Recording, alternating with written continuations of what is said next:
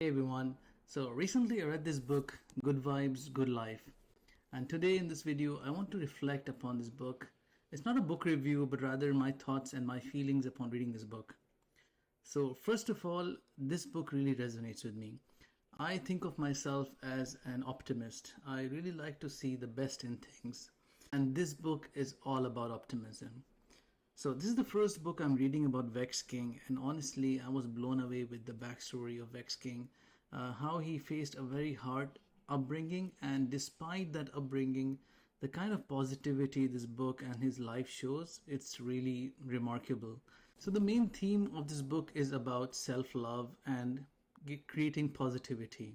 It's all about staying positive and doing the things that keep you positive, taking away anything that makes you feel negative or decreases your positivity.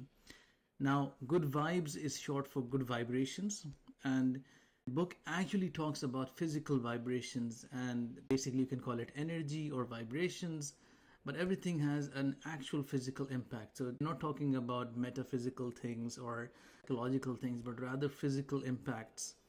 And that was an interesting take on things.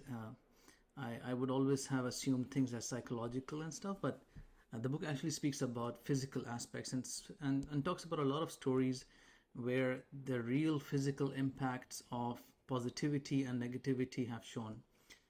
Now, I'll go through some of the topics that were covered in this book, and some of them were old to me. I had known about them, but some of them were new to me. Now, first of all, one of the topics that the author speaks about is the law of attraction, is that when you are positive, then positive things happen to you. A sort of like a self-fulfilling prophecy, right? Somebody might say that, oh, I'm never going to pass, I'm never going to pass. They stop studying for the exam and they don't do well. And then they said, didn't I say I'm never going to pass? Well, since you already made up your mind that you're not going to pass, and then everything that followed that chain of sequences. So I think it's similar to that. When you make up your mind that you want to do something, you act accordingly and then the results show. So this is the law of attraction. I do agree with it. Although I do feel that sometimes good things also happen to people who are not aiming for it. Many times things have happened to me in my life where I had no aspirations for it, or I hadn't really done any hard work for it. And similarly, some people do a lot of hard work and then they don't see the results. So I wouldn't say that it's one universal formula, although I would say that on the most parts, law of attraction does work. Another thing the author speaks about is your self-care. There's no harm in being selfish if it brings a benefit in you. And selfishness does not mean, in the context of this book, it does not mean that you're causing harm to others. It's just that you're prioritizing yourself first. And one of the common examples that people give when it comes to self-care is that if you are in an airplane, then the announcement they make is that in the case of an emergency, you have to put your oxygen mask first and then to your kid, right? Even though our emotions would say that let's put the oxygen mask on the kid first and then on yourself, but actually it's much more rational and safe to save yourself first. And then one of the stories that the author speaks about is that how he was trying to help a friend who was in great depression. And then during the course of helping him out, he felt that his own positive energy was dying out, right? So he took some time off, re-energized, and then connected back. And this makes a lot of sense. Another story that I had heard, and I think I had read it in the book Diary of a CEO, where he said that he was always worried that he should be doing charity or should he be earning money. And then he asked one of the wise people, and then they said that if your bucket is empty, then you can't give water to others, right? I think it's very similar to that if your own energy, if your own situation is not good, you can't really help others. And this is the life lesson that I've learned myself, that if you are not in a state to help yourself, or let's say if you're not in a good position, no matter how good your intentions are, you won't be able to help others. So absolutely agree with this. There's no harm in doing self-care. In fact, it should be one of the priorities. You should take care of your health, and you should take care of your mental health, your physical health, and all of those aspects, and even your financial health also. So I do agree with that. Now, one of the aspects that the author speaks about is, again, the primary goal is to keep your positive energy high, at an all-time high. And in order to do that, he makes some suggestions, and I feel that those suggestions might not be one size fits all. So for example, he says that if you're in a toxic job, you should leave it. And he gives an example of himself where he was in a toxic job and he left it. Agreed. In an ideal situation, if you have no dependents, if you have no liabilities, if you have nothing to, nobody's relying upon you, you could do that. You can make decisions on the fly. But in real life, sometimes we are faced with hard decisions, right? So we have to support our family, and he speaks about that as well. So we can't just jump to those kind of decisions. So I feel like whenever I'm reading such books, I always take these advices as which level am I on? So let me give you an example. For example, my son, let's say he does a great high jump. I wouldn't just go out and say, oh son, your high jump is so good, you should join the Olympics, right?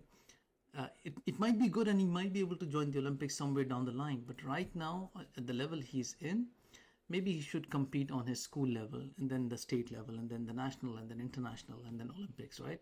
So again, the advices are great, but anyone who's reading these advices, we should also look at where do we stand.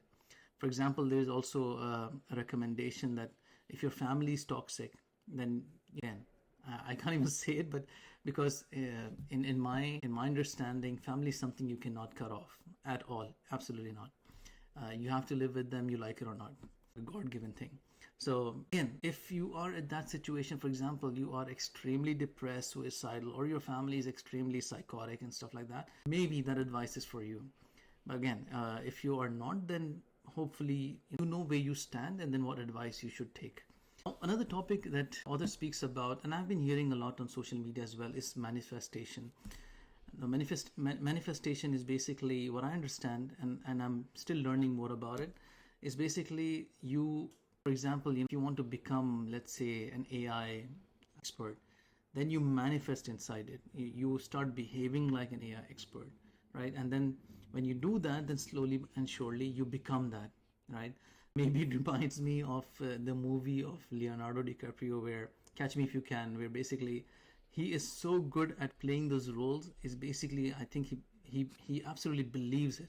So if he wants to be a pilot, he believes he's a pilot, he dresses up as one, acts like one, and then nobody is convinced otherwise.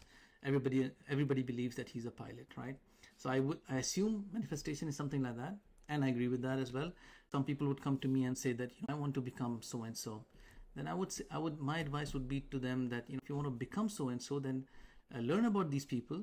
For example, when I was moving into AI, so I would meet people who are AI experts. I would speak to them, and then once I know what they were doing, I would behave like that, right? I would start coding. I would start reading about AI and stuff like that. So it's basically become what you want to be in the future, right? And a similar concept to manifestation is affirmations. And I heard a story a long time ago about a person who was very low self-esteem, and one of the advices he got was to look into the mirror and keep telling yourself, you got this, you got this, you can do this.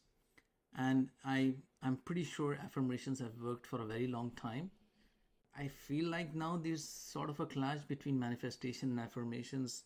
The people who are promoting manifestation more say affirmations don't work, and vice versa. I feel like again, there's no one size fits all. We should try different things. Affirmations might work for someone, manifestations might work for another person. There's no harm in trying. I personally have benefited from affirmations. I remember the first time I was going out in front of public and speaking out. I had never done this before, but I kept telling myself, you've got this, I can do this. And similarly, when I've faced situations where things were not so good, I would keep telling myself, faced worse. There's even worse things that could have happened. So I feel affirmations are useful. Let me know what you guys think. And another great topic that this book speaks about, and I have recently been introduced to this, is meditation. Now, the kind of meditation that I have done, and I'm no expert, I've just done it like maybe 20 days, almost a month. And the kind of meditation I have done is, it's also called mindfulness, where basically you sit in a place and then you focus on your breathing. This is one of the simplest meditation techniques. And the goal that I understand is to be in the present. I think many a times we get stressed out and because we focus so much on the past or the future. Something has happened and we keep dwelling on it. and this causes us stress. Or you're scared of something that will happen in the future, and we keep thinking about it, and our fear keeps accumulating. But if we do meditation, or if we just focus on the present, for example, right now, I am so blessed. I am so blessed. I have a good house, I have a good family, I have a wife, I have kids, I have a job, I have everything that I would have hoped for, right? I'm so blessed. And then the small problem that has happened, or the small fears that I have for the future, in comparison to what I have right now, they are extremely insignificant. So meditation has helped me a lot. I feel like everybody should give meditation a try. I don't know if I can make it a part of my life. It's hard for me to force myself and sit in one place and then do meditation. But at times of stress, it has really helped me out. So I think meditation is a good technique, and then this book speaks highly of it as well. Now, some of the things that again, this book speaks about arguments as well. You might come across, and the author acknowledges that you might come across some of his ideas that we might not agree upon, but we should have a broad mind. So one such idea was that about these vibrations, right? So he speaks that these vibrations also, the positive and the negative vibrations, or the positive and negative energy, is actually physical. And he speaks about an experiment. I need to read more about it, where good words were spoken on water and bad words were spoken upon water, and then the water properties of water changed for the good words and bad words. I can't wrap my head around it, because good words and bad words is just language, is the way we understand it. And I could give a counter argument that you can go on an island and say that handsome actually means ugly, and ugly actually means handsome. I could switch the meanings, right? So words have meanings only from our understanding. So how do they have actual physical properties? I don't understand that part. And secondly, he speaks about somebody who is a medium, and then he's channeling some spirits or something like that. It doesn't speak too much in detail about it, but I feel like maybe he believes in these things. I don't believe in such things. I don't believe in mediums and spirits and speaking through mediums and stuff like that. But again, that's not the purpose of this book. So in summary, this is a great book. It's a very good book, especially for people who are optimistic, who want to be optimistic, right? I'm not saying that this is a realistic book. You will find many things that are extremely optimistic, and then there are criticisms on this book that it's too optimistic, and the real world is not like that. Anyways, I would say this is a good way to live. It speaks about forgiveness. It speaks about gratitude.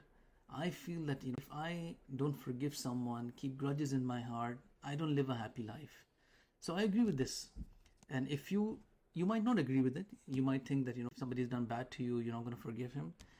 That's for you. I wouldn't say you don't have the right to do that. Absolutely you do. If somebody's wronged you, you can choose not to forgive. But for me personally, forgiveness and gratitude keeps my heart extremely light. I don't dwell on things too much. And then also I don't expect too much from people. I know that things that happen are either because they're meant to be, or because it's my performance. Maybe I'm not good in something, I need to improve, or something like that. So again, great book, excellent book. If you want to be optimistic, this is a great book to read. I extremely admire Vex's life journey, how from such a troubled childhood, he went out to be such a big optimist. And I read that he's helping thousands of people on Instagram, and his quotes are extremely amazing quotes. The book is full of words of wisdom and quotations, and one of the quotes I really liked was that life will test you before it will bless you. I think that's a really good quote.